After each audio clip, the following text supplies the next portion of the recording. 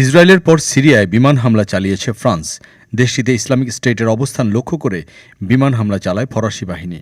৩১ জানুয়ারি ফ্রান্সের প্রতিরক্ষামন্ত্রী সেবেস্তিয়ান লেক্রোনু সামাজিক মাধ্যম এক্সে এক পোস্টে তথ্য জানান। তিনি বলেন, ফরাসি বাহিনী রবিবার এই হামলা চালায়। সংবাদ মাধ্যমের প্রতিবেদনে বলা হয়েছে, গত ৮ ডিসেম্বর সিরিয়ার স্বৈরশাসক বাশার আল আসাদের সরকারের পতনের পরেই প্রথম দেশটিতে হামলা চালালো ফ্রান্স। এই হামলা এমন সময় করা হলো যখন যুক্তরাষ্ট্র চলতি সপ্তাহে ইসলামিক স্টেটের লক্ষ্যবস্তুতে বেশ কয়েক দফা হামলা চালিয়েছে। ফ্রান্সের প্রতিরক্ষা মন্ত্রী এক্স পোস্টে বলেন, আমাদের সশস্ত্র বাহিনী লেভেন্ট অঞ্চলে সন্ত্রাসবাদের বিরুদ্ধে যুদ্ধে নিয়োজিত রয়েছে। রবিবার সিরিয়ার মাটিতে আইএসের লক্ষ্যবস্তুতে হামলা চালানো হয়েছে।